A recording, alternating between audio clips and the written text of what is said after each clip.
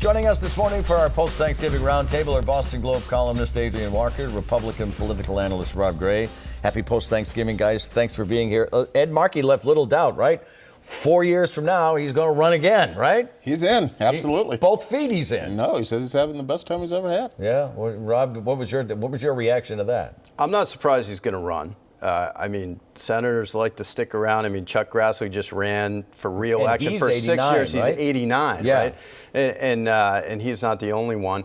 The question, I think, for Ed Markey is, does he just waltz in again, or does some young gun in the Massachusetts Democratic Party elected official challenge him? We don't know yet.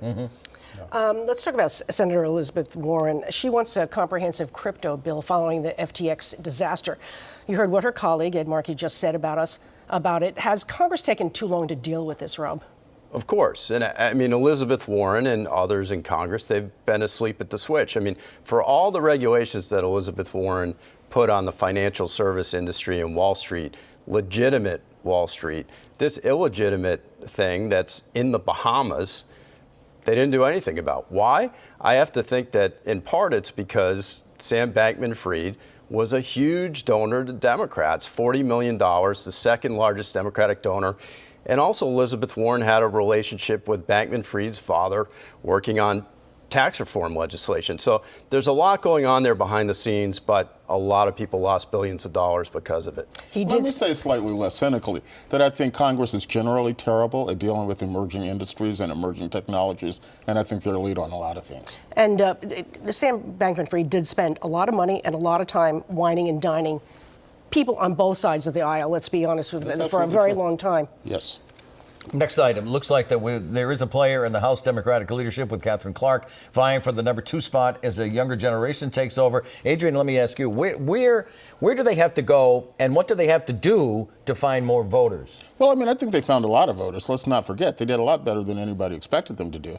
And I really like the idea of a Hakeem Jeffries, Katherine Clark team leading the House. It's time for this generational change. It's the perfect moment for it. Rob? I think Democrats are smart with the generational change. I think the interesting thing is that Katherine Clark and Hakeem Jeffries are far, far to the left of Nancy Pelosi. And we're in a 50-50 moderate nation if you look at the last elections. Democrats did better than expected, but it's really 50-50.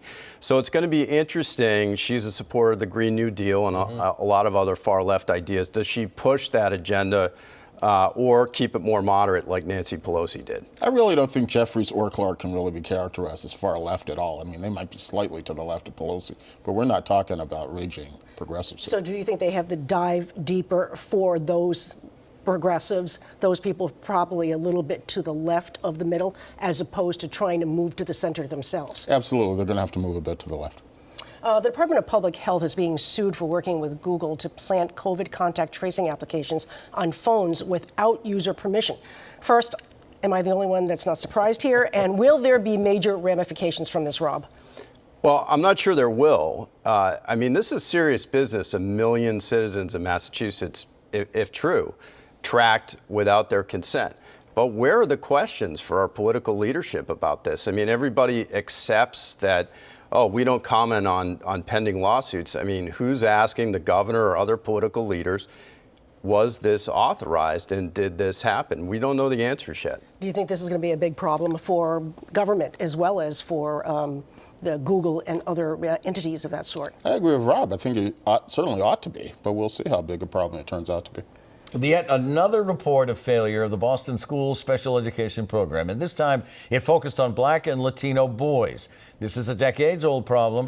So, Adrian, let me start with you. How confident should parents of students needing specialized services be that things will change dramatically with a new mayor and a new superintendent?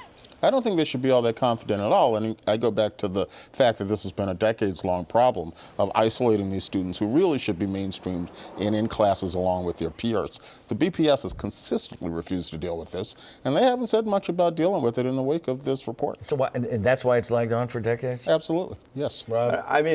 I agree it's a shame, and unfortunately I agree with Adrian that it's probably not going to get fixed. This is a school system that can't even get 90% of students to school on time on the school buses. So why do we think they're going to fix a more complex problem like this? Because it needs to be fixed. Of course it needs to be fixed. Because it needs to be fixed. The pressure isn't there. But you've got pressure a isn't new there. superintendent, you've got a new mayor, still little confidence on either side, right? Well, I do believe there'll be more pressure now, and there needs to be, because that's the only thing that's going to move this. Do people respond to pressure? Do you think the pressure could be something will happen responding to the pressure? Yes, but whether it would be enough is the question. Yeah, I mean, listen, public pressure is the only thing. You have to draw out the mayor. This has to be a front page priority, or it gets lost between the cracks, as it has for a decade, apparently.